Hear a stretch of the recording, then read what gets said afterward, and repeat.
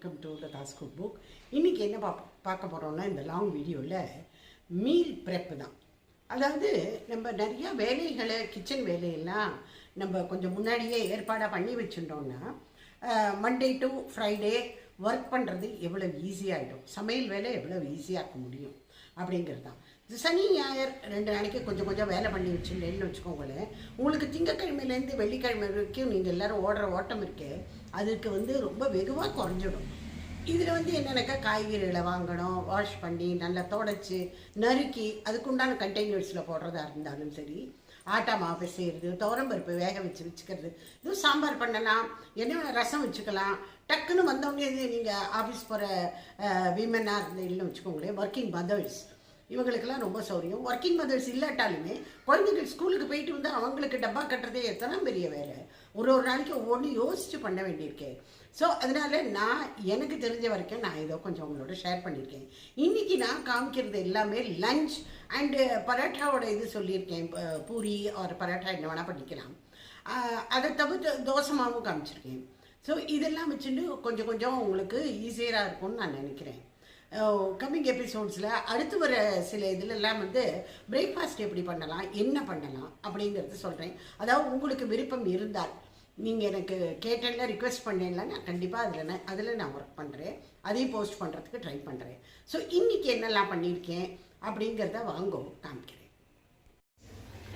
என்ன பண்ண போகிறோம்னாக்க, இங்கே உருளைக்கிழங்கு எடுத்து வச்சுட்டுருக்கேன். இதை வேக விட்டு ஒரு ஜிப்லாக் கவரில் நம்ம போட்டு வச்சுக்க போகிறோம். அதை நான் காமிக்கிறேன்.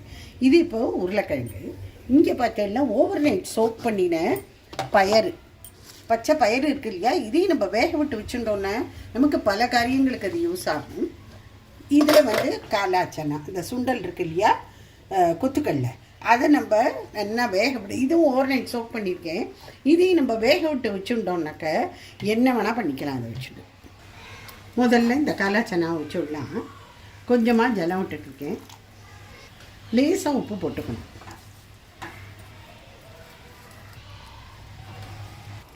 இதுக்கு மேலே ஒரு தட்டு வச்சு அதில் இந்த பயரை போட்டு வச்சுக்கணும்.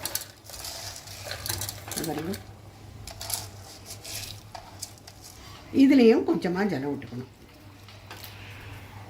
இப்போ இந்த உருளைக்கிழங்கு இருக்கு இல்லையா, அதெல்லாம் இந்த ஓரத்தில் கீழே போட்டுக்கலாம்.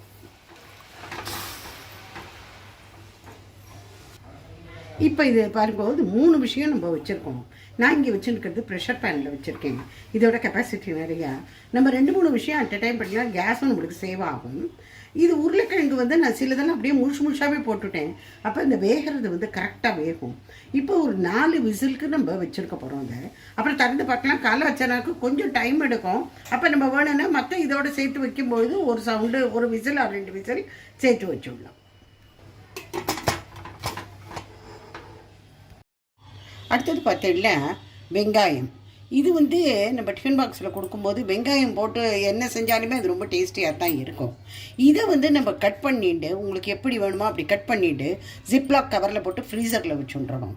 அப்போ இது ஒரு வாரம் ஆனாலும் இது கெடாது. அட்லீஸ்ட் மினிமம் ஒரு 5-6 டேஸ் இதை ஓட்டிடலாம்.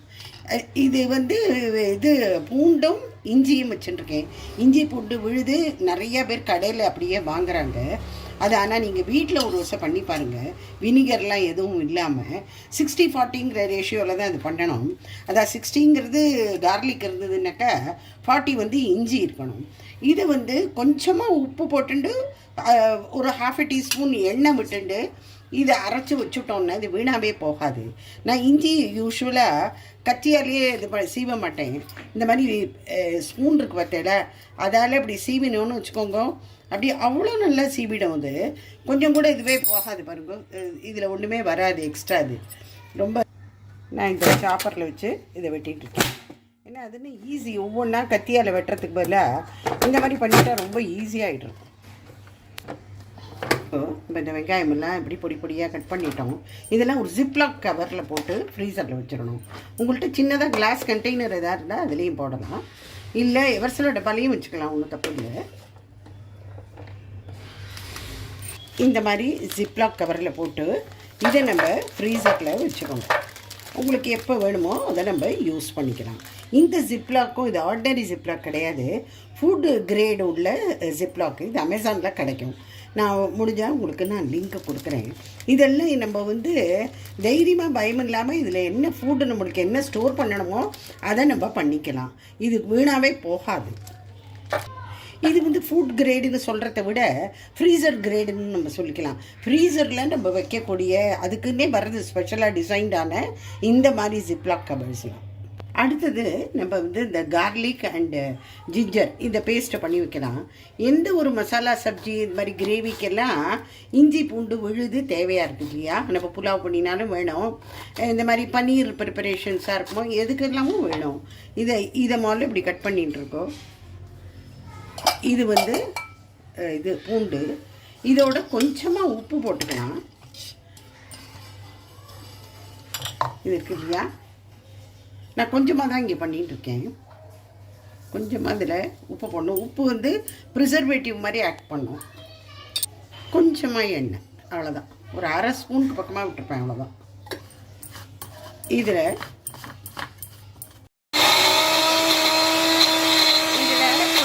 ஜலம் விட்டு அரைக்கணும், அப்போ தான் அது அரைபடும். இந்த இஞ்சி பூண்டு பேஸ்ட்டு ரெடி ஆகிடுது. இதையும் நம்ம பண்ணி வச்சுருவோம். இதுவும் ரெடி ஆகிடுது. இதை நம்ம ஃப்ரீசரில் போட்டு விடலாம். பஸ் இந்த காய்கறிலாம் முதல்ல நல்லா அலம்பி ஒரு துணியில் வச்சுன்னுடுவேன். அப்புறமா கட் பண்ணுறத கட் பண்ணிக்கலாம். முதல்ல நல்லா எல்லாத்தையும் அலம்பிடணும். அலம்பி தொடச்சி இதோட கண்டெய்னர்லாம் இருக்குது, அதில் போட்டு ஃப்ரிட்ஜில் வைக்கணும். அடுத்தது பீன்ஸு,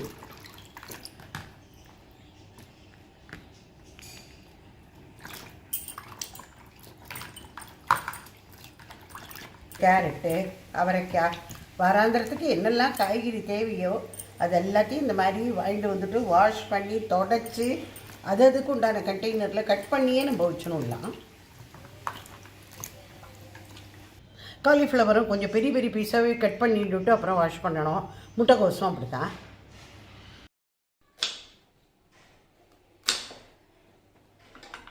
இந்த சாப்பிங் கட்டர் இருக்கு இல்லையா, வெஜிடபிள் கட்டர், இதில் வந்து முதல்ல கேரட்டெல்லாம் இந்த மாதிரி நான் வாஷ் பண்ணிடுறது தெரியும் உங்களுக்குலாம். வாஷ் பண்ணி நான் தொடச்சி வச்சுட்டேன். இதில் போட்டு இதை நிலமாக நறுக்கி இதில் ஒரு பாக்ஸில் போட்டுட்டு நம்ம வச்சுருக்கேன். இதெல்லாம் நறுக்கிறதுக்கு டேபிள் பூரா இப்படி பரத்தி வச்சுருக்கேன் பாருங்க. ஏன்னா இது அப்படி தான் ஆயிடுறது. இது நான் வந்து கேரட்டை நறுக்கி வச்சுக்கிட்டேன். இது இந்த மாதிரி பாக்ஸில் நான் இதோட லிங்க் அப்புறமா தரேன். இதில் பார்த்தீங்களா கீழே ஒரு மாதிரி இது மாதிரி போட்டிருக்கா. நம்ம வாஷ் பண்ணினோன்னாக்க ஜலம் எக்ஸஸாக இருந்ததுன்னா கீழே உங்களுக்கு ட்ரெயின் அவுட் ஆகிடும். இது அழகாக மேலே லிட்டு ஒன்று இருக்குது, அதை போட்டு மூடி வச்சுட்டோன்னா ஃப்ரெஷ்ஷாக இருக்கும். உங்களுக்கு ஒரு வாரத்துக்கு அப்புறமா கூட பார்த்தீங்கன்னா ஃப்ரெஷ்ஷாக இருக்கும். இப்போ பீன்ஸ் நறுக்கியாச்சு. பீன்ஸும் பொடி பொடியாக தான் நறுக்கின்னு இருக்கேன். அதையும் நம்ம இதோட கேரட்டோட நம்ம போட்டு வச்சுடலாம். இது எப்படியே இப்படி மூடி நம்ம ஃப்ரிட்ஜில் வச்சுட்டோம்னு வச்சுக்கோங்க. இது ஸ்டாக் பண்ணலாம், ஒன்று மேலே ஒன்று வச்சுக்கலாம். அதனால் ஃப்ரிட்ஜ்லேயும் ஜாஸ்தி இடத்த ஆக்குப்பை பண்ணாது. இது அடுத்தது புளி பேஸ்ட் பண்ணிக்க போகிறோம். நமக்கு ஒரு சாம்பார் ரசம் இதுதான் டெய்லி இதுக்கு தேவையாக இருக்குது. ஒரு சாம்பார் சாதம் பண்ணணுன்னாலும் நம்ம இதுலேருந்து டக்குன்னு எடுத்துடலாம் 2 ஸ்பூன். இப்போ புளி பேஸ்ட் எப்படி பண்ணணுன்னாக்க இதை வந்து ஓவர் நைட்டு இதை புளியை சோப் பண்ணணும். என்ன அளவுன்னா ஒரு புளி இருந்ததுன்னா அதுக்கு 2 ஜலம், இதுதான் அதுக்கு ரேஷியோ. இதை ஊற வச்சுடலாம் கொஞ்சம் நாள். அப்புறமா குக்கரில் நல்லா 2-3 விசிலுக்கு வைக்கணும். அதை இப்போ இந்த புளியை நான் குக்கரில் போட்டுட்டேன், டைரெக்டாகவே போட்டிருக்கேன். ஒரு 2 விசில் ஒரு 3 விசிலுக்கு வச்சுக்கலாம். ஏன்னா ஒவ்வொருத்தரத்து குக்கர் ஒரு மாதிரி ஒர்க் பண்ணணும்னு வச்சுக்கோங்களேன். அதனால் 2 விசில் இல்லைன்னா 3 விசிலுக்கு தாராளமாக வைக்கலாம். அப்புறம் நம்ம பார்க்கலாம். குக்கர் திறந்து விட்டு பார்த்தீங்கன்னா இது நல்லா மெஷி ஆகிடுது. இதை நல்லா கரண்டியால் தேய்ச்சி விட்டு ஒரு வடிகட்டியால் இதை வடிகட்டிடலாம். நல்லா வடிகட்டிடலாம். நல்லா தேய்ச்சி இதை இது ஒன்று பண்ணணும் பாருங்க. நான் இந்த புளியை நல்லா அதாவது பேஸ்ட் மாதிரியும் நான் பண்ணலை. இதுலேருந்து நம்ம 2 ஸ்பூன் எடுத்துட்டா ரொம்ப தாராளமாக ஒரு 4-5 பேருக்கு ஈஸியாக போட்டுடும். ப்ரிப்பேர்க்கில் அடுத்தது என்னன்னு பார்த்தீங்கன்னா, இந்த தக்காளிலாம் அந்த டொமேட்டோஸ் எல்லாம் எடுத்து ஒரு பியூரி மாதிரி பண்ணி வச்சுக்கணும். இது பண்ணி வச்சுட்டேன்னா உங்களுக்கு பல காரியங்களுக்கு இது சௌரியம். சப்ஜீஸில் போடுறதா இருந்தாலும் சரி, தாலில் போடுறதா இருந்தாலும் சரி, இல்லை சட்னி அவசரத்துக்கு அரைச்சிக்கிறதா இருந்தாலும் இந்த மாதிரி ஒரு டொமேட்டோ பியூரி பண்ணி வச்சுட்டு ஒரு பாட்டில்லையோ இதுலையோ ஊற்றி வச்சுட்டேன்னா அவ்வளவு சௌரியமாக இருக்கும். ரொம்ப ரொம்ப யூஸ்ஃபுல். இது மிக்சியில் போட்டு நல்லா கூழாக அரைச்சுன்றணும். அவ்வளோதான், டொமேட்டோ கூழ் தான் டொமேட்டோ பியூரிங்கிறது. இதை நல்லா அரைச்சிட்டு கூழை இதை அடிச்சிடணும். அடிச்சுட்டு நம்ம ஒரு பேனில் வச்சு ஒரு கொதி விட்டுட்டு அதுக்கப்புறமா ஆற வச்சு ஃப்ரிட்ஜில் வச்சிடணும். இதில் ரெண்டு உப்பு போட்டுக்கலாம். இது இப்போ நல்லா கொதி வந்துட்டு இது இப்படியவும் நல்லா ஆற வச்சு பாட்டிலில் ஸ்டோர் பண்ணலாம். இல்லை எங்களுக்கு அது வடிகட்டினா தான் பிடிக்கும் அப்படின்னு இல்லை, நீங்கள் வடிகட்டியும் வச்சுக்கலாம். இந்த மாதிரி ஒரு வடிகட்டியில் இதை வடிகட்டி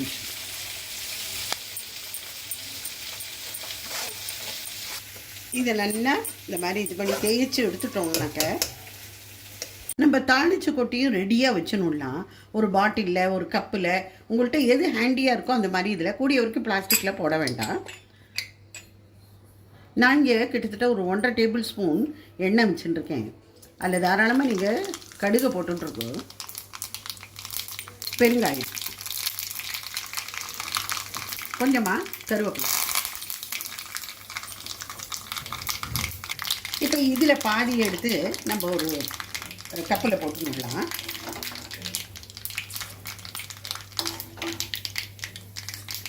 இன்னொரு ஹாஃபில் இது கடுகோடு சேர்த்து உளுத்தம்பருப்பு, கடலைப்பருப்பு, மிளகா வத்தல், கருவேப்பிலை, கொஞ்சமாக பெருங்காயம். இதை ஒன்றுத்தில் ஒரு கண்டெய்னரில் இதை போட போகிறோம். நீங்கள் இந்த மாதிரி ஒரு டப்பாவை எடுத்து இல்லை சின்ன கிண்ணங்களாக அது மாதிரி போட்டு வச்சுட்டேன். மேலேருந்து நம்ம மூடி வச்சுடலாம். இது கறி, சாம்பார், கூட்டு எல்லாத்துக்கும் போட்டுக்கலாம். இந்த உளுத்தம்பருப்பு, கடலைப்பருப்பு, மிளகா வத்தல், கருவேப்பிலை. இது வெறும் சாம்பார், ரசம், இல்லை நம்ம கறி பொரியல் பண்ணுறோம் இல்லையா, அதுக்கு போட்டுக்கிறதுக்கு. நான் அந்த மீல் ப்ரெப்பு நான் பண்ணி வச்சுட்டேன். உங்கள் எல்லாருடையும் நான் நல்லா பண்ணினேங்கிறத காமிச்சேன். இப்போ ஃபைனல் இது என்னங்கிறத, எண்ட் ப்ராடக்ட் என்னங்கிறத பார்க்கலாமா? இதெல்லாம் நம்ம என்னெல்லாம் வேணுங்கிறதெல்லாம் வெஜிடபிள்ஸ்லாம் வாஷ் பண்ணி கட் பண்ணி ரெடியாக இருக்குது. உங்களுக்கு கார்த்தாலே ஏந்துக்க வேண்டிதான், நீங்கள் இது பண்ண வேண்டிதான்.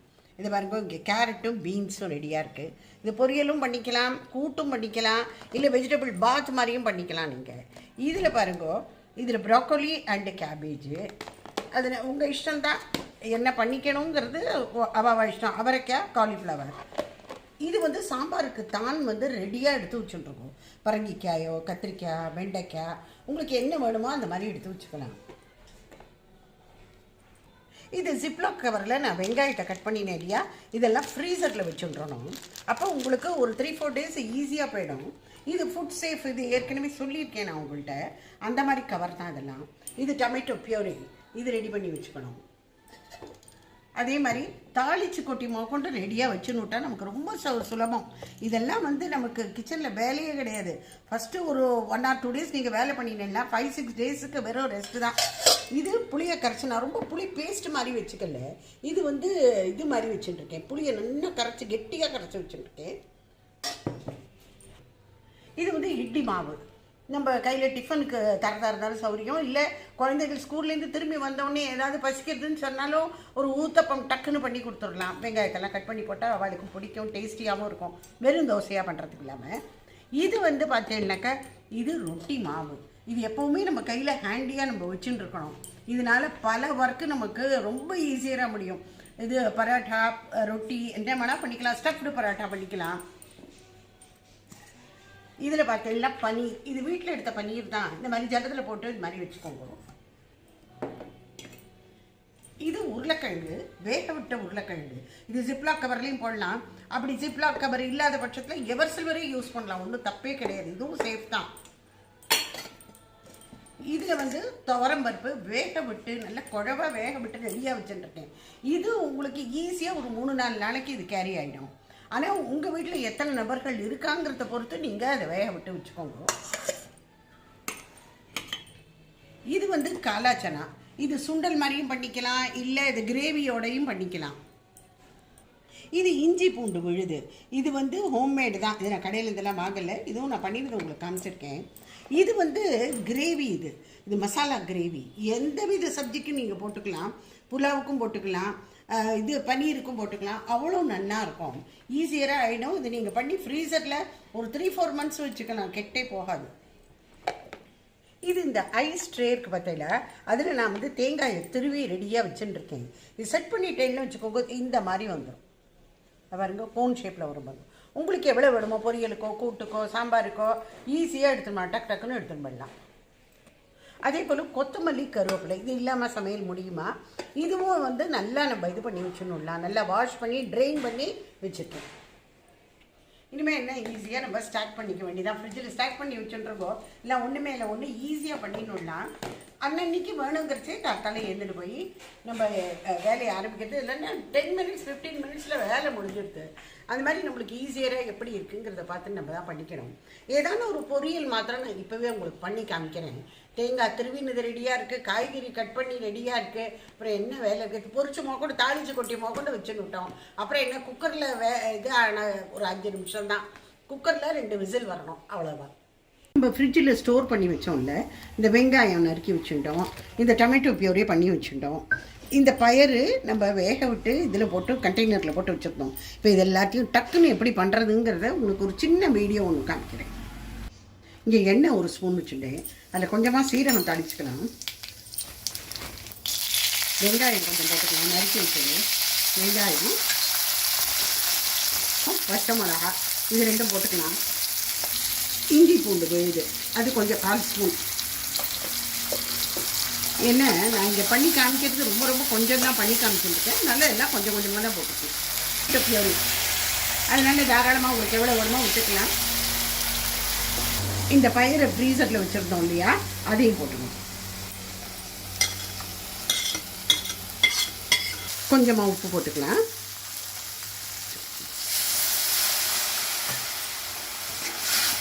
இது ஒரு 2 மினிட்ஸ் கொதிச்சா போகிறோம். தால் இஸ் ரெடி.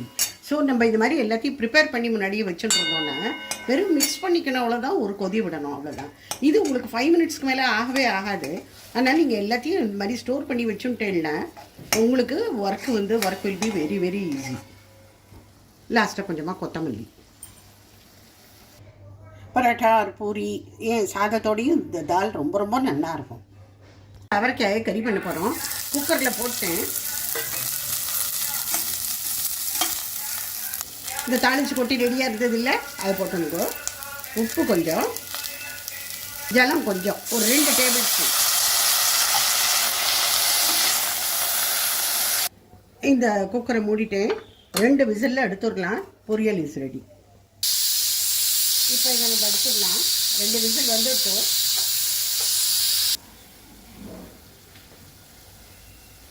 தேங்காய் திருவி ரெடியாக இருக்குல்ல, அதை போட்டுடலாம்.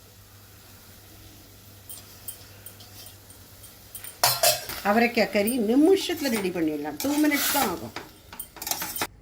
அவரைக்காய் கறி நிமிஷத்தில் ரெடி ஆகிடும். 5 மினிட்ஸ் 5 to 7 மினிட்ஸ் அவ்வளோதான், அதுக்கு மேலே இல்லை. மீல் ப்ரெப் பார்த்துருப்பேன் எல்லாரும். இந்த மாதிரி டப்பாவில் நீங்கள் இந்த மாதிரி கட் பண்ணி வச்சுருந்தீங்க. இந்த மாதிரினா ஒன்று இதே டப்பா தான் இருக்கணுங்கிற அவசியம் இல்லை. ஜிப்லாக் கவராக இருந்தாலும் ஓகே தான், வேறு எந்த கவராக இருந்தாலும் ஓகே தான். அது நம்ம கட் பண்ணி இதெல்லாம் ரெடியாக வச்சுட்டோன்னா சமைக்கிறவங்கள வேலை செய்கிறது ரொம்ப ரொம்ப சுலபம். இந்த மாதிரி ஜிப்லாக் கவர் இருக்குது. இது வந்து ஃபுட் கிரேட். இது ஃப்ரீசருக்குள்ளே வைக்க வேண்டியது. இது கொஞ்சம் விலை அதிகமாக தான் இருக்குது இதெல்லாம். ஆனால் நீங்கள் எத்தனை மாதம் ஆனாலும் இதில் வச்சு ஸ்டோர் பண்ணிக்கலாம். இதோட லிங்க்கும் நான் உங்களுக்கு தரேன். ஸோ நம்ம இது மாதிரிலாம் பண்ணி வச்சுட்டோம்னா நம்மளுக்கு தான் ஈஸி. ஏதாவது வாரத்தில் 1 நாள் 2 நாள் நம்ம அதிகப்படியாக ஒரு 2 மணி நேரம் வேலை செஞ்சாலும் வாரம் பூரா மற்ற நாளில் மண்டே டு ஃப்ரைடே நம்ம வந்து நல்ல ரெஸ்ட். வாரத்தில் 1 நாள் 2 நாள் இந்த மாதிரி எக்ஸ்ட்ரா ஒர்க்கு நம்ம பண்ணி வச்சுட்டோம்னா வாரம் பூரா இல்லாட்டாலும் ஒரு 5-6 நாளைக்கு நம்ம ஈஸியாக நம்ம வேலை பண்ணிட்டு போயிடலாம். நம்ம ஏதாவது டாக்டர்கிட்ட போயிட்டு வரோம், இல்லை கச்சேரி கேட்கறதுக்கு போகிறோம், இல்லை டிவிலேயே அன்றைக்கி ஏதாவது எக்ஸ்ட்ரா ப்ரோக்ராம் பார்த்தோன்னே கிச்சனில் போய் மணிக்கூராக வேலை செய்கிறதுக்கு முடியதான் இல்லை, ரொம்ப டயர்டாக ஃபீல் பண்ணுறோம். அப்போ ஒர்க்கிங் மதர்ஸுக்குன்னு இல்லை, சும்மா வீட்டில் உட்காந்துருக்கிற வேலைக்கு இந்த மாதிரி பண்ணி வச்சுட்டோன்னா ரொம்ப சௌரியமாக வேலை முடிஞ்சு விடும். ஒரு 5 to 15 minutes இது வச்சுக்கோங்க. 15-20 minutesல நம்ம எல்லா வேலை, ஒரு சாம்பார், ஒரு பொரியல், ஒரு ரொட்டி ஆர் பரோட்டா அது மாதிரிலாம் பண்ணி முடிச்சுட்டுருக்கலாம். அதுக்கு இந்த மாதிரி கொஞ்சம் மெனக்கிடணும், இல்லைன்னு சொல்லலை, கொஞ்சம் ஒர்க்கு முதல்ல பண்ணிக்கணும். ஸோ இந்த மாதிரி நீங்கள் எல்லாமே பண்ணி வச்சுக்கோங்க. நிறைய பேர் ஏற்கனவே பண்ணிட்டு தான் இருக்கேன். So okay, bye friends, take care.